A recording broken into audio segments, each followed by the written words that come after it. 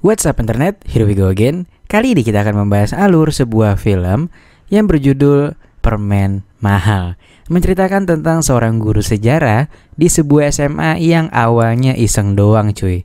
Lewat sebuah gang dan ditawarin lah ya kan wanita callingan sama orang di sana. Dan gak disangka ternyata doi malah baper cuy. Aduh udahlah, tanpa berlama-lama lagi langsung aja kita masuk ke dalam alur ceritanya.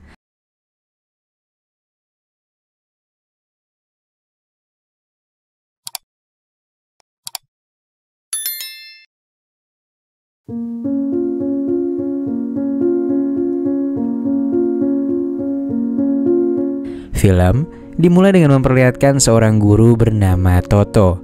Toto merupakan pemuda nolep yang di usianya yang mau menginjak 30 ini dia masih aja ngejomblo. Dan dia juga gak pernah punya hubungan seumur hidupnya.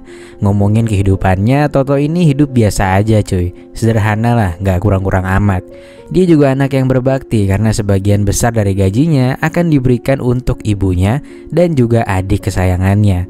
Lantas begitu di rumah, ibunya yang mulai khawatir dengan Toto yang gak kunjung menikah, menyarankannya untuk pergi malam mingguan sama siapa kayak gitu kan. Sampai dia tuh dikasih duit jajan cuy, buat nyari yang seger-seger katanya. Dia pun akhirnya pergi dengan seorang wanita, namun ya itu adalah adiknya sendiri. Nah baru juga jalan bentar, si adiknya ini malah bosan dan akhirnya memutuskan untuk pergi sendiri-sendiri aja. Toto pun berjalan tanpa arah dan tujuan, sampai dia pun gak sadar kalau dia sekarang ada di sebuah gang yang mirip kali jodoh cuy. Dia pun tiba-tiba dipanggil sama abang-abangan di sana dan diajak ngobrol biar mau menggunakan jasa dari mereka. Awalnya Toto nolak, sampai pada akhirnya dia pun ketemu sama mbak-mbak ini. Namanya adalah Candy dan dia yang paling mahal di sini. Tarifnya adalah 700 peso atau kalau dirupiahin sekitar 188.000 aja. Tentunya ya mahal cuy buat Toto yang gajinya aja cuma 2 jutaan.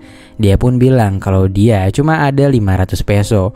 Dan akhirnya tanpa berlama-lama lagi, Toto pun langsung melaksanakan perpusrengan duniawi untuk pertama kalinya. First time mo, no? A few moments later.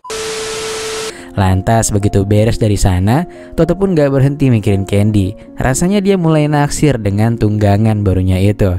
Akhirnya dia pun laporan ke ibunya untuk minta uang lagi untuk besok malam. Awalnya sang ibu enggan memberinya.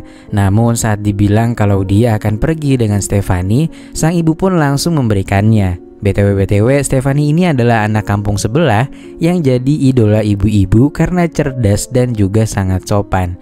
Toto pun kembali datang ke tempat kemarin. Namun saat itu ia berpapasan dengan 3 muridnya sendiri.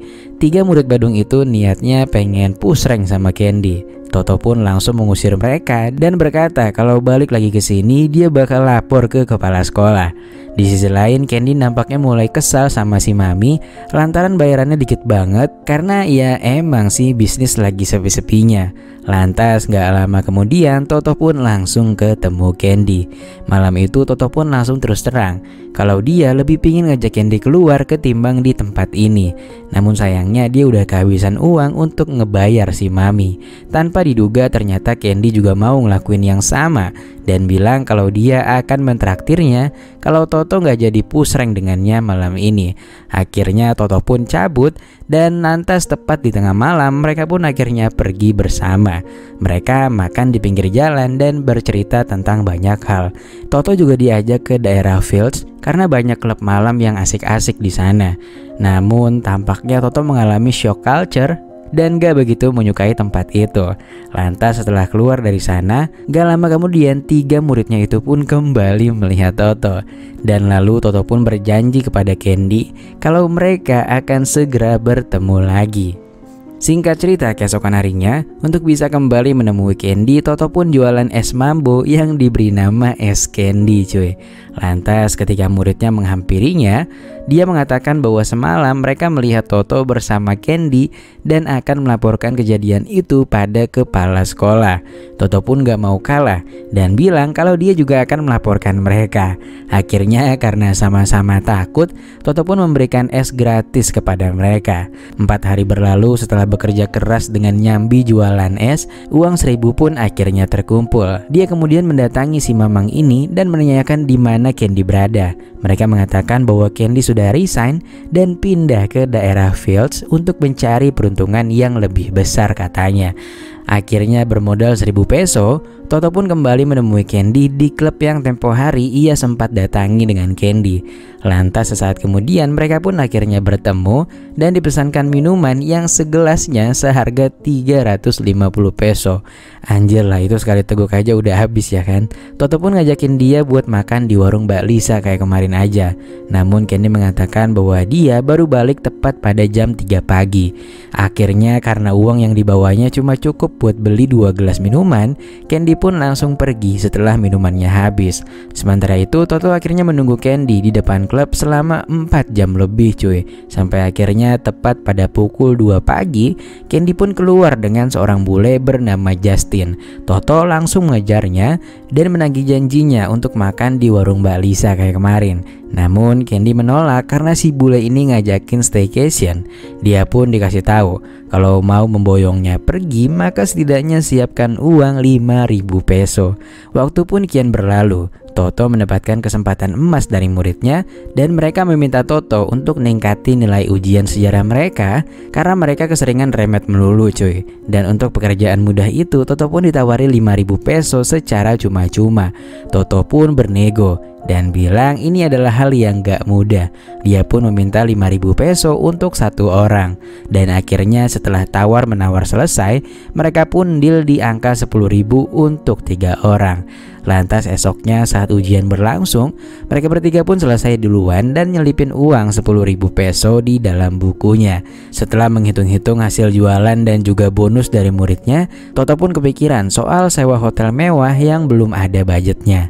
Dia pun akhirnya nelpon sang ayah dan meminta uang lagi sebesar 10.000 peso. Untungnya sang ayah punya tabungan dan bisa memberikan uang tersebut kepada Toto. Keesokan malamnya setelah uang terkumpul, Toto pun datang dengan setelan jas miliknya. Setelah memesan 2 minuman yang sama kayak kemarin, Toto pun bilang kalau dia akan memboyong Candy pergi.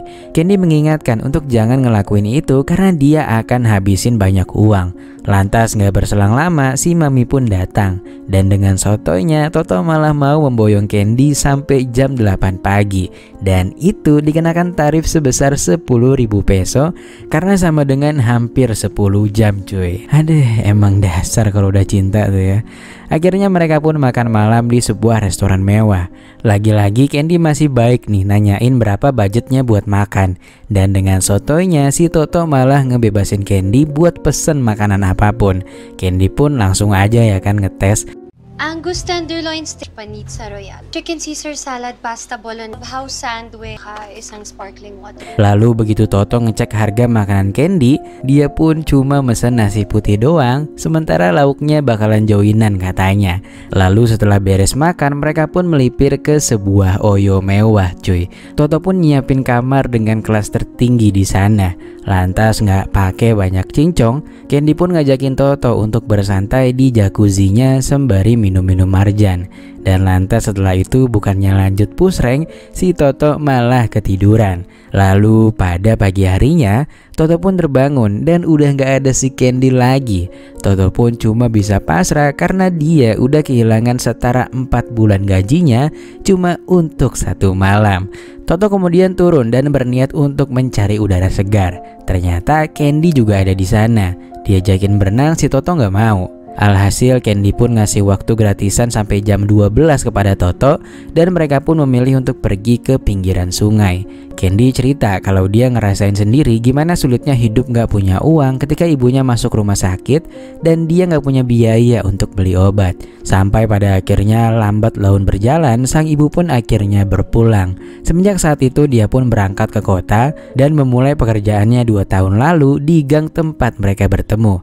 dan dia terus menabung dan memperbaiki dirinya sembari berharap suatu saat nanti ada seorang pria kaya yang akan mengubah hidupnya. Mendengar hal itu, Toto pun mengatakan bahwa suatu saat nanti dia akan membuktikan kalau dia bisa menjadi pria yang diinginkan Candy. Dan di saat itulah dia akan mendatangi Candy, lalu mereka akan hidup bersama dan Toto nggak peduli seberapa hancur masa lalu Candy. Beberapa minggu berlalu, Candy kemudian mendapatkan sebuah kesempatan emas di mana Justin langganannya ingin mengajak Candy berlibur ke Eropa selama 1 pekan. Dan sang mami pun menetapkan harga sebesar 50.000 peso untuk hal itu. Candy sebenarnya ingin menolak, namun karena Justin udah ngasih DP, Candy pun hanya bisa menurut. Lantas sesaat kemudian Justin mengatakan bahwa dia ingin membawa Candy berlibur dan juga ingin menjadi kekasihnya.